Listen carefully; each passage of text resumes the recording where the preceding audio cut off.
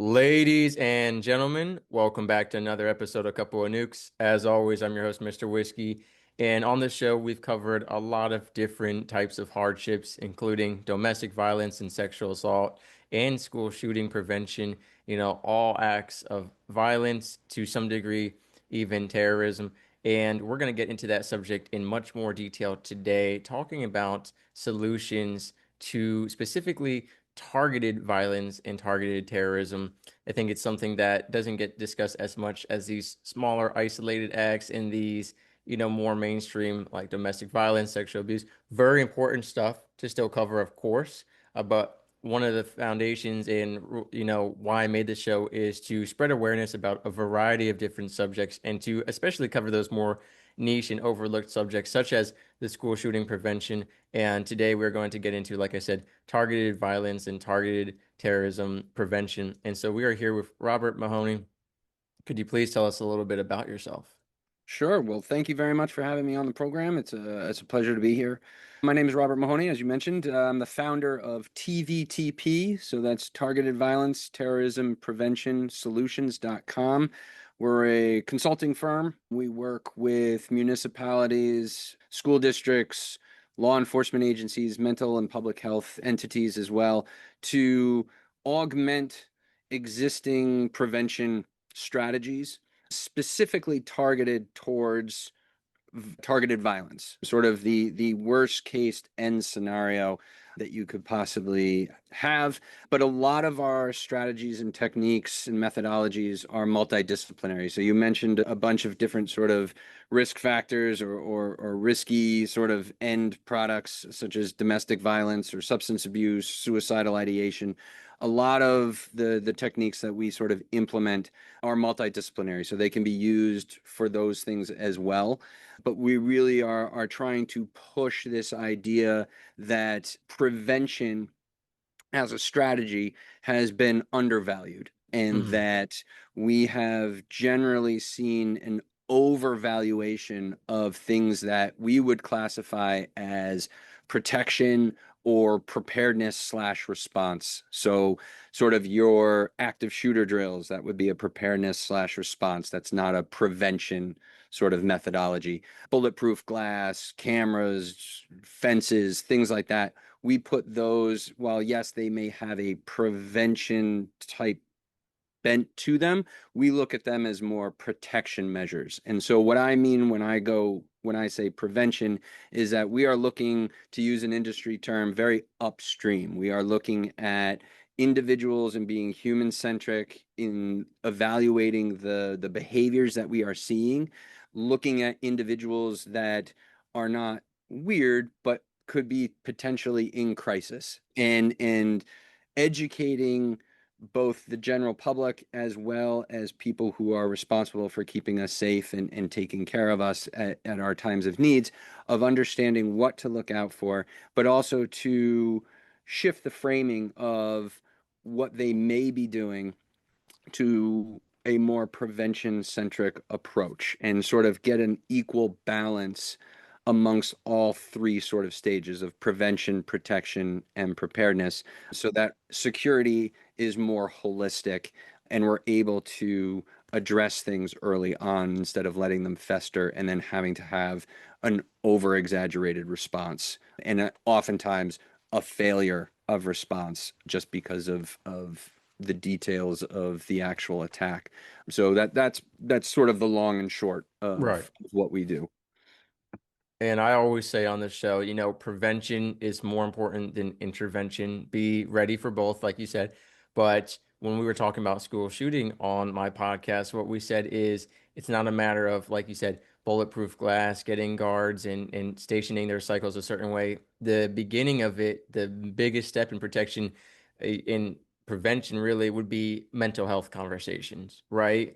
Because most of the times you could have the greatest plan ever, the enemy in the school shooting scenarios 99% of the time knows the plan. They participated in the protection and preparedness plans themselves, right? So it starts with mental health and same with targeted violence. So when we talk about targeted violence, Can you give us some examples? Is this, hey, a disgruntled employee decides they're going to kill or assault their boss or coworkers and shows back up at the job? Is this someone making some kind of scene? What classifies as common types of targeted violence? So the distinction between targeted violence and terrorism is thin, but it is very pronounced. I'll say that. So all targeted violence is terrorism. Not all terrorism is targeted violence. Okay. And Mm, so when you are speaking specifically about targeted violence, you are specifically talking about an individual or a number of individuals that commit an attack on a specific group or a specific target for because and for for the purpose of furthering a goal of political or social commentary, right? And where terrorism is doing the same thing, but they don't have necessarily a as specific a targeted audience, if that makes sense. So terrorism is sort of more broad. So you take sort of like 9/11, they did their attack. They didn't really care who was in the towers as long as the right. towers were being blown up. A school shooting, they may be specifically targeting, a certain group within that school or certain individuals within that school. Or if you were talking about a church shooting, it may be because of the people that the religion that they are at or the people that generally of a certain race that go into that church. So those distinctions are important to sort of delineate between targeted violence and terrorism. To your point about mental health, you're absolutely correct in that one of the things that has really, I feel, set us back within the prevention space has been this sort of framing around these attacks as random acts of violence. Mm, And what that does is that creates an environment and a mentality that these are unforeseen attacks. They're just random. We all just happen to live in the worst lottery bingo game of all time, and that we are just waiting to see if our number gets called, and too bad. And that actually is scientifically unproven. There is really no such thing as a random act of violence. These individuals, right.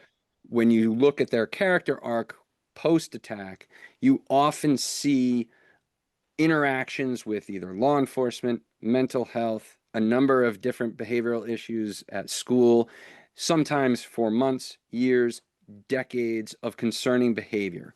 And it really is tough to kind of square that circle when you have, after each attack, sort of an admission on the part of those different sectors that yes, they were aware, or the general public comes out and says, yeah, I had reported this individual because I was worried about them, or they were doing things that were concerning, or they were posting things online that I got worried about. So that really flies in the face with this idea of that there's some randomness to this, and we don't know who these people are or what's sort of triggering them. And so what scientists have sort of behavioral scientists and people in the prevention space have sort of come across is that there is a legit pathway that people follow. Mm, Sometimes they jump from step to right. step, and there are steps that sort of go throughout, but for the most part, there are defined steps that happen. The other thing that I think puts people on the back foot in a more defensive sort of approach is, even from what I do and people like me within the prevention field do, you'll hear something called behavioral threat assessment. At the core of behavioral threat assessment, you are trying to eliminate your your biases upon that individual. All right. You are trying to dispel the profile, or you're trying to dispel wanting to get into a debate with that person and sort of be supercharged over what they are sort of ranting about, or what they are Right. attaching themselves to, and really focusing in more on the behaviors. Are these behavioral signs that somebody is struggling? Are these behaviorals are these unusual concerning behaviors that need to be addressed? And do they match those same behaviors that we have seen of other shooters and other attackers and their character arc? And so I don't particularly like the term behavioral threat assessment because, much like random acts of violence, it puts a spin on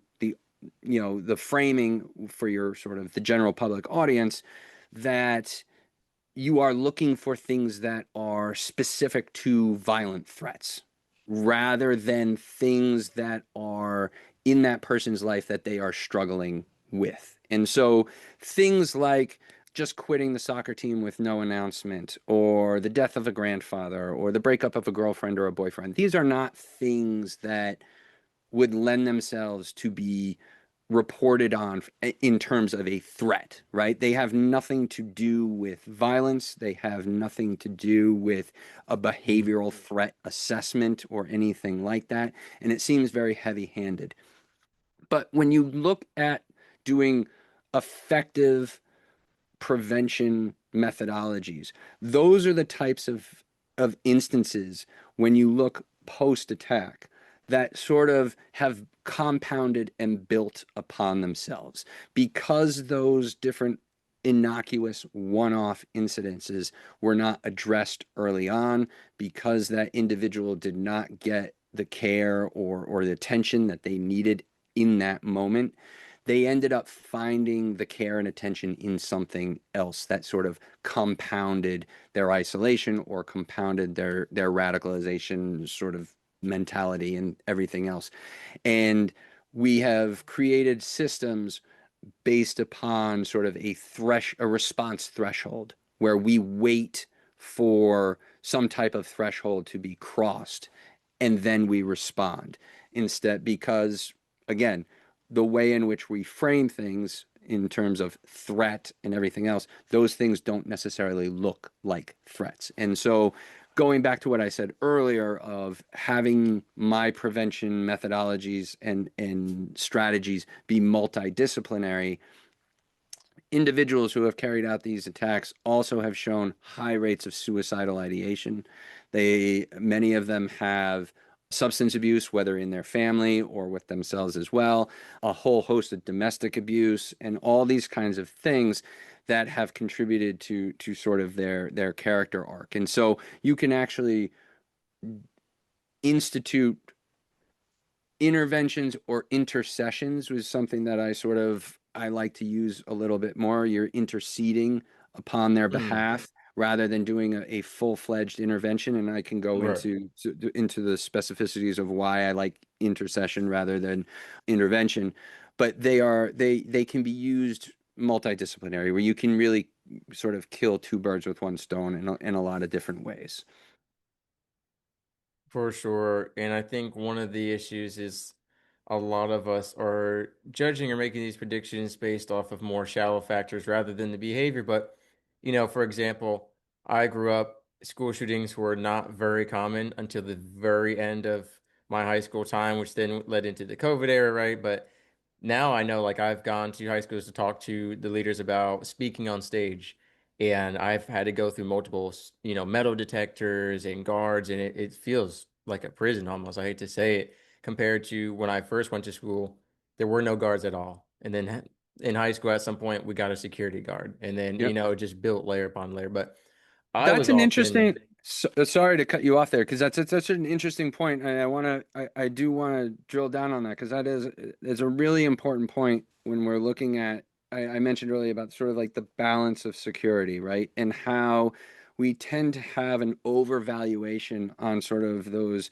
more visible protection and sort of response right. measures, and that often has a counter narrative to what we're actually trying to achieve in a space. And so, in your example, when you went through there and you sort of said it feels more like a prison than it does a school, that is often the case of the narrative that people within that environment have, where you are Mhm. trying as a security professional to showcase that you are a safe space, that you are ready to tackle any kind of issues from a security standpoint. But what people within that space feel is that this is an unsafe spot because you have all of these things. Something must be wrong within this environment. And therefore, I'm actually more on high alert. And as a security professional, one of the things that is really important to get a little bit zen with this is that you are trying to make the water as still as possible, okay, so that you can tell what is causing the ripples, okay?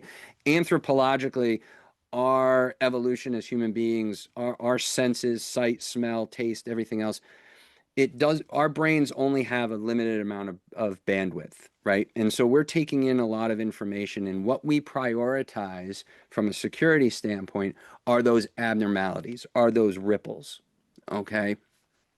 If you flood the zone, sort of speak, with a lot of noise and just chatter and stuff like that, as a security professional, you are unable necessarily to see many of the warning signs. What you will focus in on is things that are right in front of your face.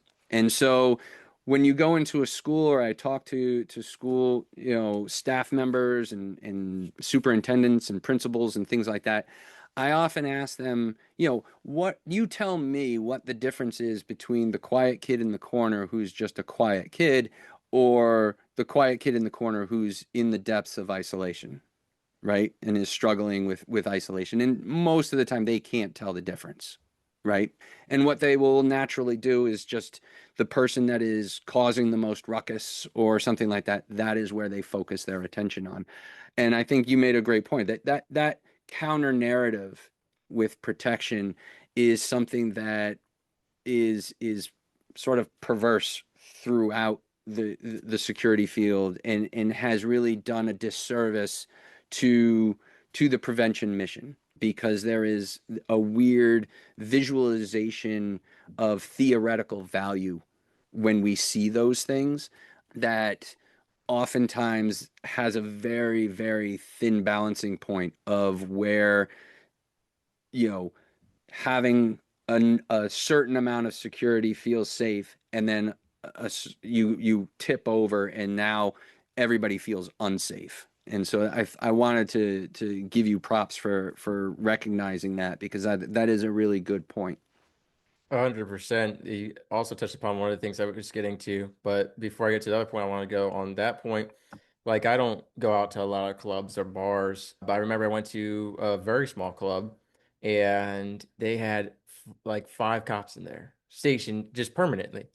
And that was the least safe I've ever felt in a club. And Yeah. I know, like, it seems opposite ironic to people, but for me it's like, what if you need that much, that means you're, yes, you could say, hey, I'm prepared, or it means you believe that there's a strong chance that there's a threat or there's a history of that. And so like, when there are police downtown, I feel less safe than if I don't see one, which is ironic, but that's how it is. And we talked about the mental health impact that has on our children in school, where they are dreading it. Like, the whole idea was that they paint kindergarten classrooms bright yellow and these warm colors to make it feel warm and cozy. And now you've got people going through security. At one point in my school, you had to scan in and have someone escort you into the bathroom because of people vandalizing the bathrooms, which I don't get. It's just immature to just destroy school property. But I mean, do you feel safe having a person, like a foot behind you at the urinal watching you, Yeah. not watching you, hopefully, but right. It creates this environment of no ease. Same thing if I go to a store and the shopkeeper is just staring me down the whole time, or sometimes they follow you. I mean, it's just uncomfortable. But what I was getting to originally with that point was, even though my time in high school was before school shootings got very significant, I was often called, future school shooter because, quote, I didn't smile a lot, or because I had, quote, shifty eyes. There's a lot of friends I had who were quiet kids, as you mentioned there, who would go and read a book instead of play recess or whatever it was. And I think one of the issues is we've gotten to these stereotypes, and I like the way you said it, you're reading into too many signs. What are the signs we need to focus on that are the real truth, right? The difference between a kid who is isolating in despair, in that depth of isolation, or someone who is just more reclusive and introverted by nature. And I think that's one of the issues is we've gotten through social media, especially, identifying certain people, certain groups or characteristics as school shooting potential threats rather than just, hey, what's behind those qualities? Yeah, absolutely. And this is a difference between sort of risk factors and behavioral indicators. And so risk factors are non-predictive.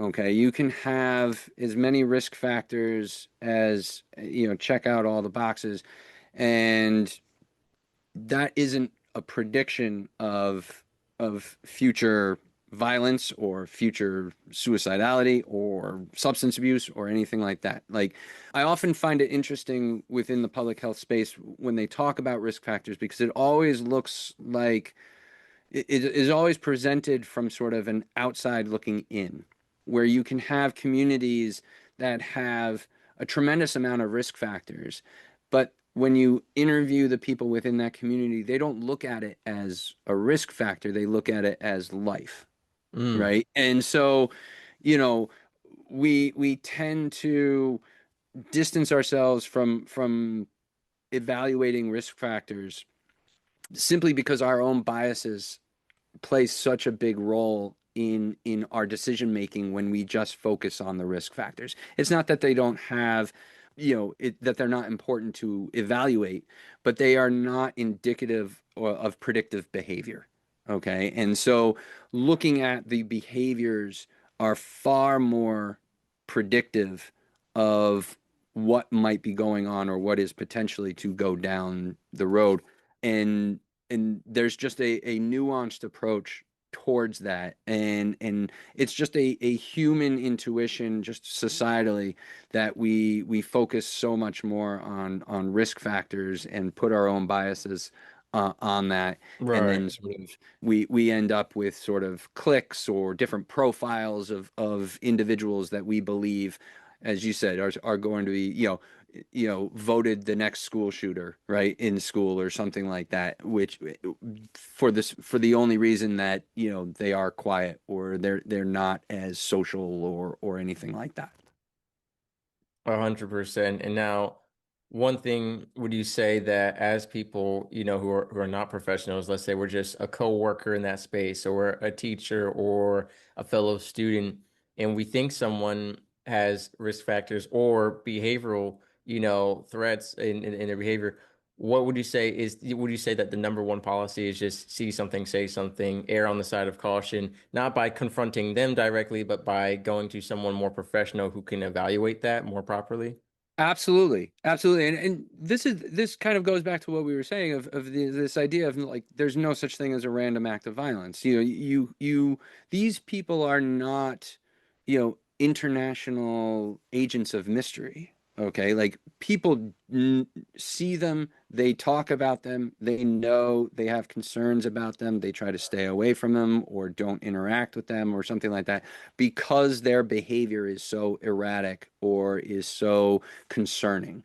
Okay. And so part of what I try to get across when I do my speaking engagements and things and do my trainings is that I'm not trying to train intervention specialists. Okay. I'm not trying to put people in a situation where it could potentially get dangerous or confrontational or anything like that. Right. So, yes, by all means, if you are concerned about an individual's behavior or you are concerned enough that it's feeling uncomfortable, by all means. And this is where the responsibility of the office, the school, the town comes into place. Because you mentioned something called See Something, Say Something, which is an excellent campaign that sort of really took hold sort of after the 9/11 attacks and has sort of just become ingrained within society. The thing that is odd about that is that we don't necessarily have a reporting problem, as I just mentioned, right? Like, these Right. people are known and they're already being reported. You don't get on a watch list from the FBI or your local police department or suspended from school or something like that, Mhm. if somebody hasn't said something. What we have, the real gap that we have in this country is more a coordination problem. Okay. We have sectors, whether it's law enforcement or the public health and education sectors and things like that, that are very rigid. These systems are very specific for certain types of issues and problems. I've worked with a lot of states and public health entities in different states, and many of them could tell you through analytics if you were a first time recipient of food stamps, they could basically tell you from the month, week, and day that you would come back for housing assistance, right? The coordination between the food stamp people and the housing assistance people is almost non existent, or it's flimsy at best. Same sort of thing with the law enforcement sector. Law enforcement has protect and serve on the side of their cars, not prevent and serve. Mm. They have a specific role that society has sort of blessed them with. And as long as that individual isn't doing anything illegal, law enforcement really has a tough time doing sort of any type of response actions. Same thing with mental health, going back to sort of the mental health and public health. Right. If there isn't a threshold need, there often is not a mechanism to do coordination or early prevention of anything. They have sort of stovepiped themselves for the, I'm looking for the word here, optimization of responding to a specific thing and putting sort of the blinders on of all of the coordinating different intangible things that are contributing to that problem. And so it is, while it is fantastic, and I encourage everybody to not keep their mouth shut, if they find somebody that or know of somebody that is struggling and that they are concerned about, it is also the responsibility of the systems that we've sort of put in place to protect us, that they have some type of coordinated response or coordinated information sharing, or have reached out to other programs and organizations, maybe at the community level, where, okay, this person doesn't meet the requirements or threshold for us to respond, but we have a memorandum of understanding with this organization at the community level, and they're willing, if we give them a call, they're more than willing to go and meet with that individual and see if there's any assistance that they can provide.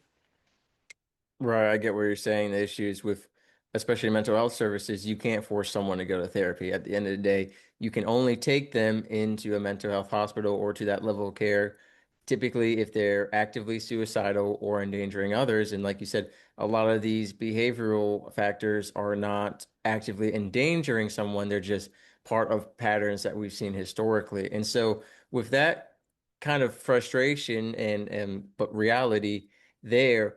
So what can we do? What is the solution to this targeted violence and this, terrorism? How do we prevent it then? Where does that start? Well, it starts sort of. There's a great analogy that I use many times in my talk, and if you bear with me on it, it kind of goes, but I'll circle back. I Okay. promise. In the late '70s and early '80s, the two most reliable cars on the market was a Mercedes AMG something or other Roadster and a Toyota Corolla, and the Mercedes couldn't understand the how Toyota was able to create such a reliable car at the price that it was selling at, because Mercedes had taken a lot of effort in training up their manufacturing staff.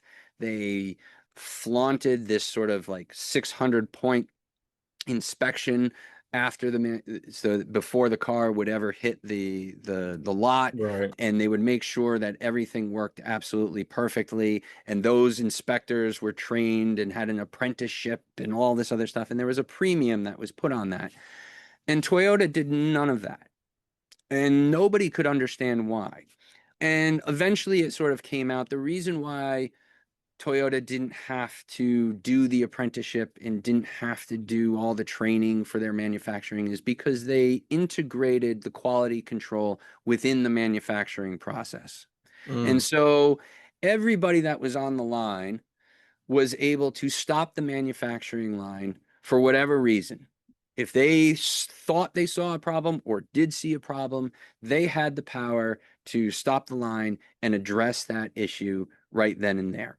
And it wasn't done for retribution sort of purposes. They weren't looking to isolate an individual on the production line. You did a bad mistake. It was really a shared responsibility Hmm. kind of thing. And I think one of the, to go back to your question of sort of what is the solution to finding these things, is being able to integrate that quality control amongst, society. Okay. And sort of being able to take temperature checks at different points in time along everybody's life. Everybody is going to go through ups and downs. Everybody's going to have certain grievances. Everybody's going to have, some hardships and some struggles going along the way.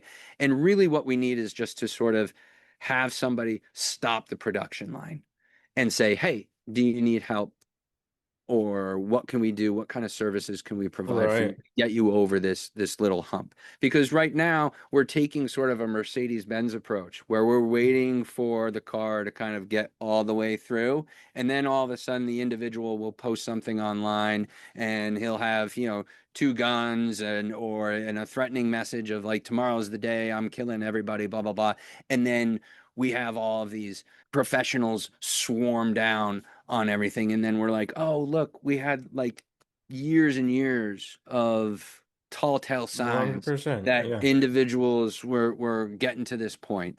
Now, to Mercedes, credit, and it can be done. You can level up your security and you can level up your prevention sort of strategies to an ultra specified amount where you might be able to catch all of those incidences of violence coming through, but you're really trying to thread a really delicate needle between the time of expression of threat and the actual attack happening, and it's going to cost you a lot more.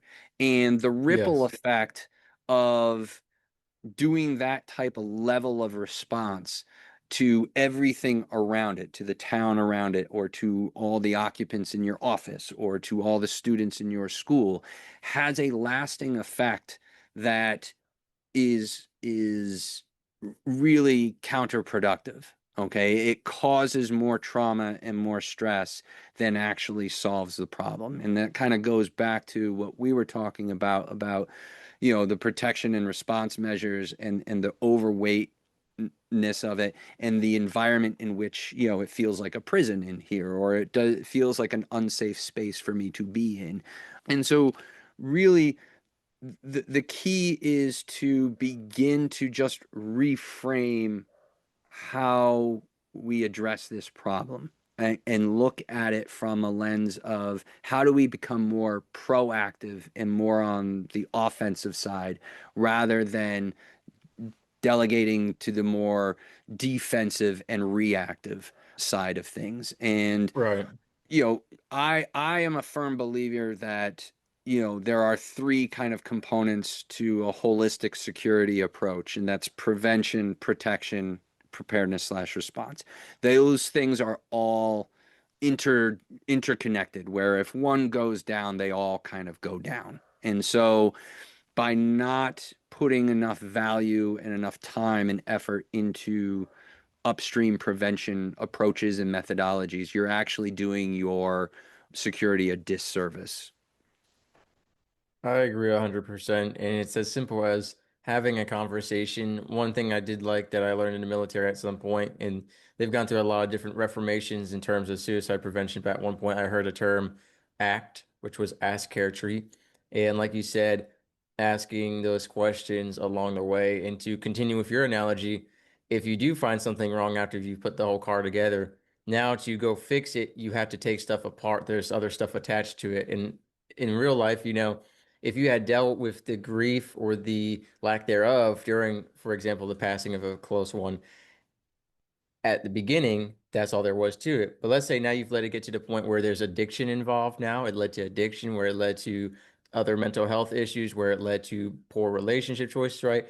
There's so much more to unpack now. Whereas if you deal with it along the way, you can catch it, like you said, by itself when it's, quote, cheapest and most efficient to fix. So I think that is a huge issue. And, I think one of the things is like we also make school shooters unintentionally through our prevention. Like I said, we've created almost this label and stereotype that is used, unfortunately, in bullying. And sometimes we push people to become school shooters who were never going to be, but we labeled them as that and we pushed them into that. And that's, I think, is truly sad. No, it is. And understanding radicalization and understanding how people even get to sort of like the front door of the pathway of violence is important in understanding the human psychology and the emotional attachments that we sort of end up getting. It's important to realize that the human brain has to know what it is. Okay. It is unacceptable for us to not know who we are. So Mhm. there are kind of, three buckets that I like to use that we are all searching for. And those buckets are labeled identity, community, and purpose. Okay. We Right. will attach ourselves to things that fill those intangibles. And so going back to sort of the risk factors and the profiles and things like that, we focus a lot of our attention on the what, but not the why. Okay. And so, what? You know, far anti-government or anti this or a bunch of different conspiracies, whatever it is, right? It doesn't necessarily matter too much because what we are attaching ourselves to is more those intangibles. We are finding an identity with this. We are finding a community that accepts us when we attach ourselves to this, and we're finding a purpose in life. Okay.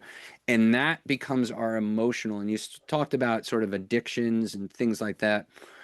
This isn't an emotional sort of addiction or almost a hostage type thing. We have seen numerous shooters who write sort of in their manifestos these confessions of I'm sorry, I didn't want to do this, I know this is this bad, et cetera, right? And we have this sort of weird question, like if you knew that this was going to be so horrible, if you knew this was going to be so painful to so many people, why don't you just get off, right? Like why don't you just step off?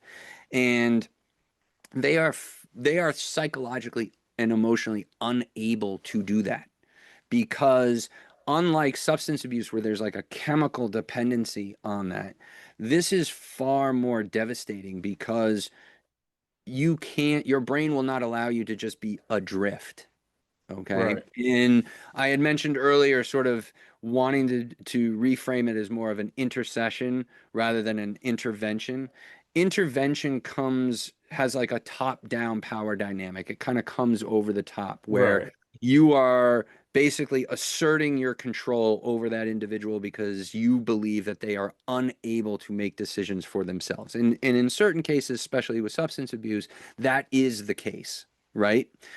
When you have somebody who has been radicalized to the point where they are thinking of going down a pathway of violence, when you do an intervention and you take that styled approach, you are directly focusing your your efforts on defeating what they have delineated as their identity, their purpose, and their community. Okay, so you are actually giving them a personal attack by trying to intervene Right. on them.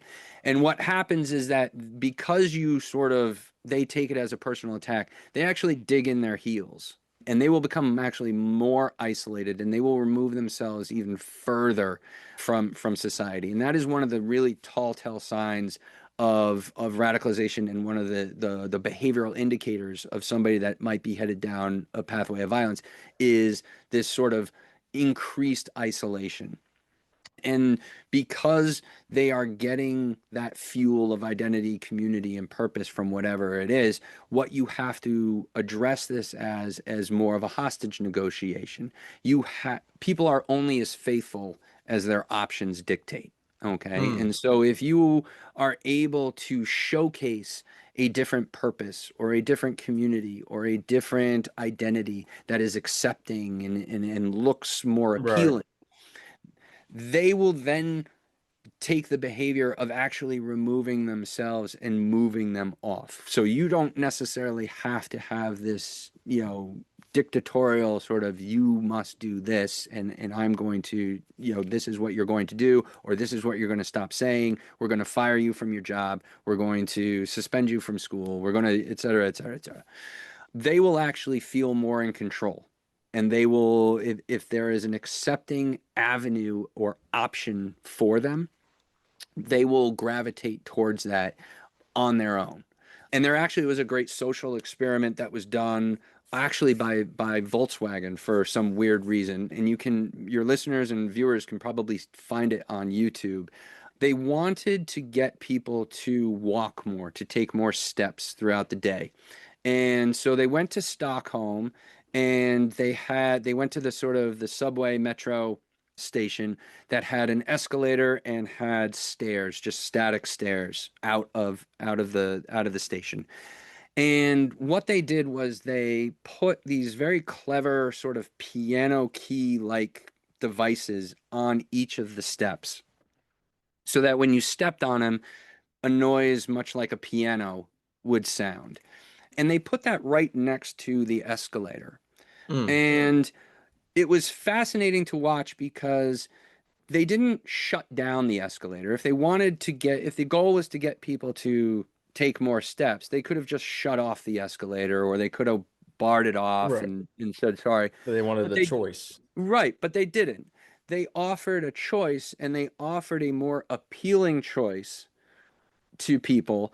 And you actually see in the video elderly individuals who probably should be taking the escalator Right. going and trying out to go up the stairs. And that's a Right. perfect sort of analogy of what I'm sort of trying to describe is that our behaviors are naturally guided by feelings, not necessarily by logic. Okay. And so intervention, if you are trying to impose logic or facts or things like that, that is not going to move the needle as far Right. as changing someone's behavior. What you have to do is you have to get to that sort of inner human core of feelings and emotion and everything else. And the reason why people will off ramp themselves off of a pathway of violence is the exact same why people off ramp themselves into taking that escalator. It looked more appealing, it looked more fun. They saw people who a community that was enjoying themselves and having a purpose, and so they went and followed through with that as well. And that is one of the key drivers that I think within the security realm we don't take enough stock in. We talk about behaviors a lot, but we don't Right. necessarily implement things that will influence people's feelings and actually get them to be proactive in their behaviors rather than trying to create sort of barriers and sort of herding cattle or sheep into the direction that we want them to go into. I agree 100%. People don't like to be told what to do. And like you said, it comes off as an attack. Like you think something's wrong with me that you have to intervene. So I agree 100%. And then you mentioned earlier on in the beginning episode, TVTP Solutions. As we wrap up the episode here, I want you to tell us a little bit about what you do and how you can work with different places ultimately to work on everything we've been talking about. Yeah, so I built TVTP Solutions basically because I wanted to, push this message of prevention. And so what I do is, it doesn't matter how small or how large the organization is, I do sort of consulting.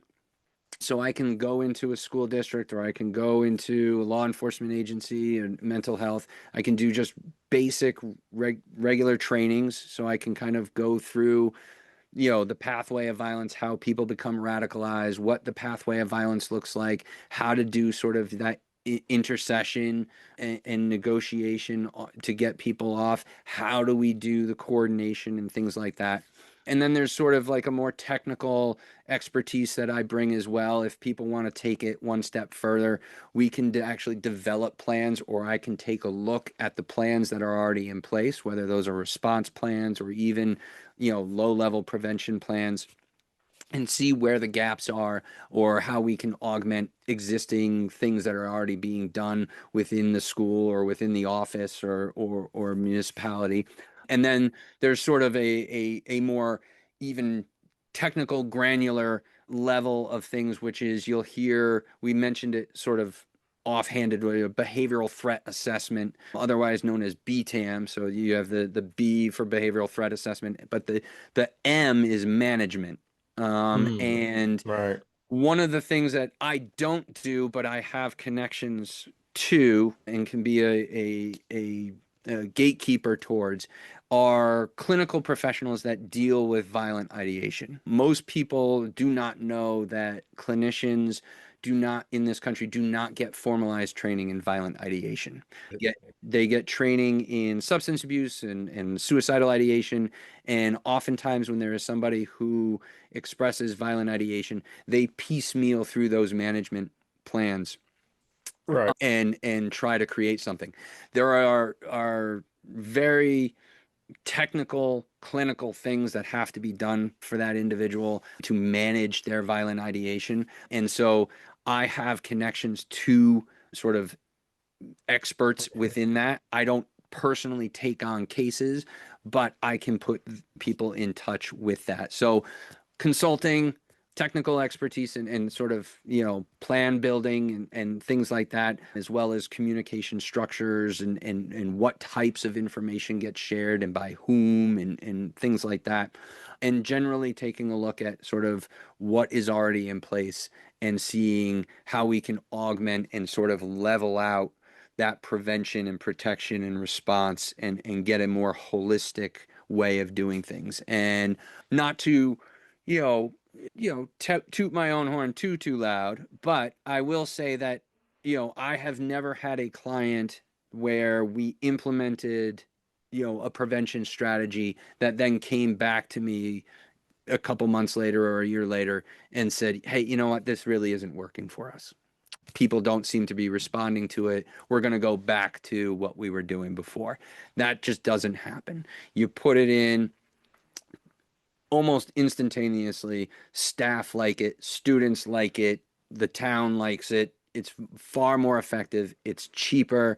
It focuses those sort of specialized organizations and units within the space to really focus in on what the actual threats are, and being able to free up some of the less, important stuff that is going on.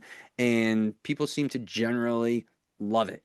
And so they don't really turn back on it. They really double down and integrate it, much like, my analogy of Toyota. They sort of integrate it into the whole process of how they do business. And that's another thing that one of my main goals with TVTP Solutions is to sort of make it so that this is just the way you do business. Okay. Right. So, you know, you don't have a single point of failure where you have one really progressive individual who believes in this mission, and then all of a sudden that individual goes to another job or retires or leaves, and then the whole network just kind of like falls apart. What we want to do is we want to make this just sort of the way in which we operate on a day-to-day basis, and people can come in and people can go out, and the core mission of prevention Right. just stays going, and the wheel keeps churning. 100%. And I want to thank you for, your time today, for sharing this necessary conversation. Like I said, it's not at the forefront of everyone's mind, but if you have not looked into this at all as a business, a group, or whatever it is, unfortunately nowadays it is highly recommended too, because we have seen, unfortunately, a drastic increase in violence, in targeted violence and terrorism. And so I think it never hurts to be on the safer side as long as, like we said, we're not creating problems in trying to make the solution, but in that prevention, putting forward what we can do as a daily practice that helps prevent this in that whole holistic way. So I appreciate and I have a lot of respect for what you're doing, and I want to thank you for your time today. Well, thank you so much for providing me the opportunity to, in your platform here, and I really, really appreciate it. So thank you as well.